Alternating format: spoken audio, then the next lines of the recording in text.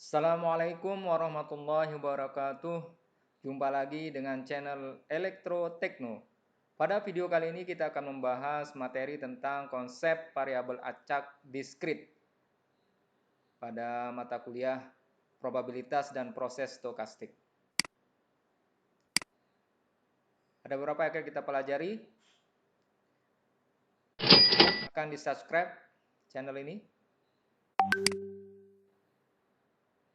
Diharapkan nanti setelah mempelajari materi ini kita bisa menjelaskan konsep variabel acak diskrit dan mengidentifikasi hasil observasi dari eksperimen acak yang dapat digolongkan dalam variabel acak diskrit.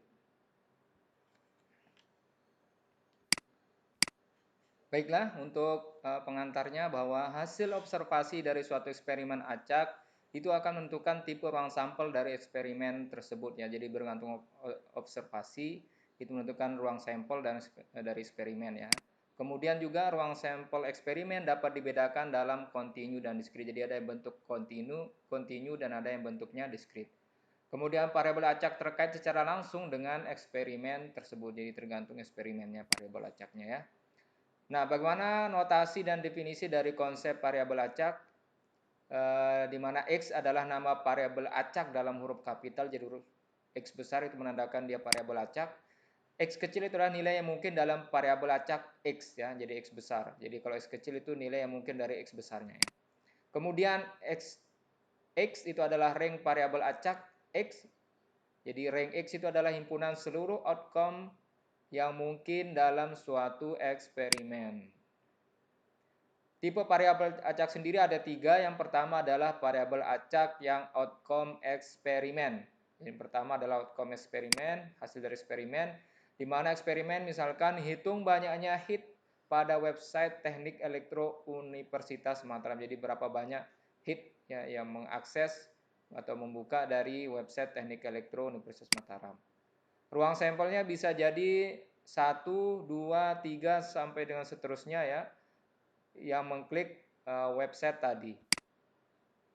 Sehingga X besar atau variabel acak jumlah hit, kemudian range variabel acak X itu kita nyatakan dalam bentuk XX ya. Jadi menyatakan bahwa range variabel acak ya itu adalah 1, 2, 3 dan seterusnya.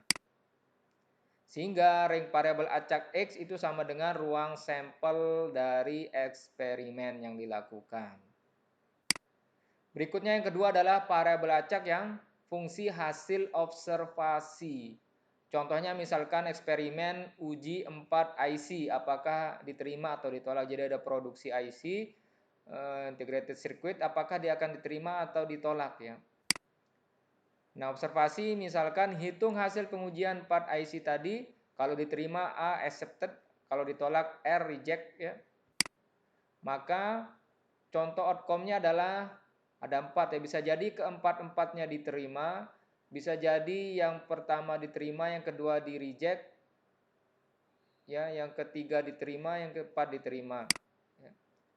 Sehingga variabel acak jumlah IC diterima itu bisa jadi tidak ada, artinya semua diterima, bisa jadi satu yang diterima, bisa jadi 2 yang diterima, bisa jadi 3 dan maksimal 4 semuanya diterima. Jadi range-nya ini. Kemudian yang ketiga adalah variabel acak, fungsi dari variabel acak lain. Contohnya adalah eksperimen uji apakah 4 IC ini akan diterima atau ditolak.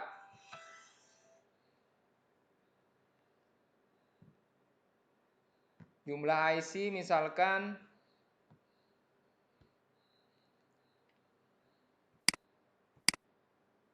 jadi N itu adalah jumlah IC diterima, yaitu A accepted, maka range dari N itu adalah Sn sama dengan bisa jadi tidak ada diterima sama sekali, atau satu yang diterima, atau bahkan semuanya diterima 4. Sehingga variabel acak barunya yaitu Y sama dengan Fn itu sama dengan 2 kali N. Dimana range dari Y itu sama dengan Sy 0, 2, 4, 6, dan 8. Karena variabel acak barunya menyatakan bahwa 2 kali N fungsinya. Sehingga kita kalikan nilai yang di dalam ini adalah 0, 1, 2, 3, 4 dikali dengan 2, maka hasilnya seperti ini. Jadi variabel acak ini diperoleh dari fungsi dari variabel acak yang lain ini. Jadi ini ada variabel acak yang ini, kemudian ada variabel acak baru, maka nilai variabel acak yang baru diperoleh dari variabel acak yang lain sehingga diperoleh hasilnya 0, 2, 4, 6, dan 8. Bagaimana kalau di sini 3n atau 3n plus 1, makanya kita hitung menggunakan fungsinya. Sehingga variabel acak diskrit rank dapat dihitung itu dengan cara di mana x ya, variabel acak diskrit itu x1, x2 dan sampai ke x ke n. Itu sifatnya adalah terbatas. Kemudian rank x juga sama, x1, x2, x3 sampai dengan seterusnya. Itu pada umumnya adalah memuat nilai-nilai integer ya. Jadi nilai-nilai integer tadi itu misalkan rank y itu adalah sy sama dengan 0, 2, 4, 6, 8. Ini adalah nilai-nilai integer di mana variabel acak y dapat dinyatakan pada setiap bilangan real. Di mana variabel acak y yang dapat dinyatakan pada setiap bilangan real dalam interval antara y sampai dengan b atau y lebih besar dari a dan lebih kecil daripada b disebut dengan variabel acak yang kontinu. Berikutnya, contoh soal misalkan variabel acak berikut didefinisikan sebagai variabel x adalah jumlah mahasiswa yang memperoleh nilai A dalam mata kuliah probabilitas dan proses stokastik, yang Y adalah jumlah panggilan telepon yang dijawab dalam tiap jam, dan Z adalah jumlah menit waktu tunggu untuk menjawab panggilan telepon berikutnya. Nah, manakah yang variabel acak diskrit atau mana yang kontinu? Yang ini tentang mahasiswa memperoleh nilai atau panggilan telepon atau jumlah menit waktu tunggu. Kita lihat yang pertama variabel acak di mana himpunan nilai yang dapat dihitung ya. Jadi nilai tadi misalkan dapat 1, 2, 3, 4, 5, 6, 7 dan seterusnya adalah mahasiswa. Kemudian ada variabel acak Y yang tadi adalah panggilan telepon ya. Bisa jadi 1, 2, 3 dan seterusnya. Bisa jadi yang berikutnya adalah variabel acak yang Z bahwa ruang sampel himpunan bilangan real tak negatif ya. Sehingga yang dua ini adalah diskrit, jadi bisa kita hitung nilainya. Dan yang ini adalah yang kontinu ya. Jadi itu bahwa untuk menunggu panggilan telepon berikutnya ini adalah kontinu, sedangkan panggilan telepon yang dijawab dan nilai mata kuliah ini itu termasuk yang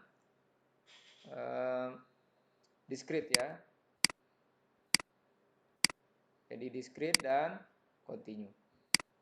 Sehingga kita bisa menyimpulkan bahwa variabel acak diskrit merupakan variabel acak yang memiliki rank yang dapat dihitung. Jadi yang dapat dihitung. Sedangkan variabel acak diskrit jadi umumnya itu memiliki titik-titik nilai berupa integer. Jadi salah satu cirinya adalah tadi bisa dihitung dan punya integer atau bilangan bulat. Untuk tugasnya silakan dikerjakan. Misalkan ada eksperimen, variabel acak didefinisikan sebagai x sama dengan 2s-1, maka catat seluruh nilai yang mungkin dari variabel acak x ya. Jadi ada 3 tipe variabel tadi, variabel acak yang manakah dia ini masuk, silahkan Anda kerjakan dengan persamaan baru 2s-1. Referensi yang digunakan, terima kasih ya. Kemudian demikian video kali ini, sampai jumpa lagi di video kami berikutnya. Assalamualaikum warahmatullahi wabarakatuh.